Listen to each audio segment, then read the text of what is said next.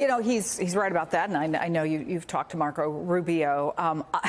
Jeremy, it seems to me there's two ways, at least looking early on, how to get into this administration. One is to just be an out-and-out loyalist. The other is to see the error of your ways and become an out-and-out loyalist. Right. Or to completely capitulate to the reality, the cold, hard political reality that in order to advance your own career, you have to do what Donald Trump wants you to do. And Vaughn is exactly right. I sat with Marco Rubio days before his campaign ended in 2016, and I interviewed him about Donald Trump. This was in Florida, their shared home state. And I will read from that because it was pretty damning. Rubio said, most countries around the world that are failures because they deposit their hopes in a person, a strong leader who comes forward and says, put me in power. That is exactly what he's doing. The rhetoric reminds me of third world strongmen.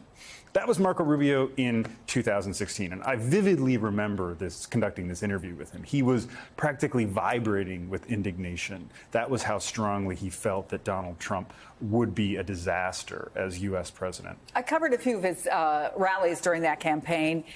I got the same impression in front of. You and I were there together. Yeah, we were there together. And the other, he was a good speaker, but nothing he said was going to convince a lot of those people not to back Donald Trump. Tim, very few people had ever even heard of Governor Kristi Noem, just to be honest, until that controversy over her shooting her dog. Who she called untrainable, if I'm recalling correctly. But now she does join this list of loyalist hardliners that includes Tom Homan, Stephen Miller. All of them have been very clear about wanting to lead a push against illegal migrants. Talk about her and what she brings to this mix. Look, I think it's a lot clearer in the immigration space what is going to be happening in this administration than the foreign policy, because what the other two gentlemen just mentioned about Marco Rubio and how he's not really naturally aligned with MAGA. Everybody that has been appointed around immigration roles is fully on board with the Donald Trump deportation agenda. Obviously, Stephen Miller, as Deputy Chief of Staff, is the architect of it. Tom Homan was on, he played a clip of it, was on Fox, and Sean, to get a sense for how hardline he is, Sean Hannity was trying to talk him down, it felt like at times, and offer, hey, there may be some more humane ways to do this, and Homan was rejecting that.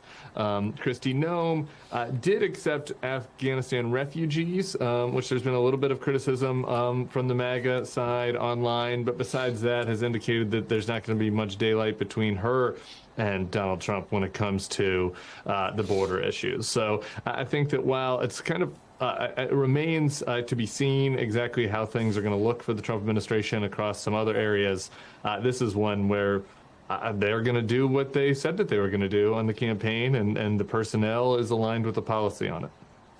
Tim, Trump administration official Mark Paoletta, who is also on the short list, we understand, for Attorney General, was on Fox News this morning. And here's what he had to say about possible changes in the Department of Justice. Only in the federal government, only with a deep swamp, do people, career employees think that they get to run the joint, as it were. President Trump was reelected with an overwhelming majority of an agenda by the American people, popularly supported. So deporting millions of illegal aliens out of this country, securing the border, banning DEI, all that destructive stuff that the Biden administration let run wild. Getting boys out of girls' sports. Those are all the things that the Department of Justice is going to work on. And those are the things that the Department of Justice employees, career employees, are going to support. And if they don't want to support it, they should leave. So I want to add to that, which I think in many ways, Tim, speaks for itself. This past weekend, RFK Jr. said that Donald Trump could or should replace some of the 600 people at the National Institutes of Health on day one.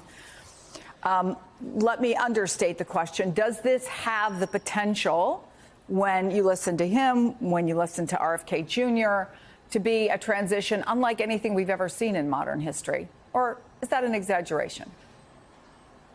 I think that it has the potential to be. I think potential is the key word. And, we're going to have to see how much they have the stomach for, where they want to put their focus. Like some of that stuff could be bluster. I just, for example, what does the Department of Justice, what is their role in random youth sports leagues and who is allowed in and who is not? That is not a small government conservative view. That is not sending things back to the states. That is a very draconian view of the expansiveness of the federal government. Is that in plans, or is that just bluster from a guy on Fox News trying to audition for a job? I think a lot of that remains to be seen. I definitely think they plan to completely restructure the federal government, and I think that there are going to be career employees that survived the first Trump administration that are going to be on the chopping block this time as they try to reorient that to have more political appointees in those jobs, to have more control over the various agencies. And I think that might happen more acutely in certain areas than in others, depending on where the attention is of the administration, who gets these jobs, et cetera.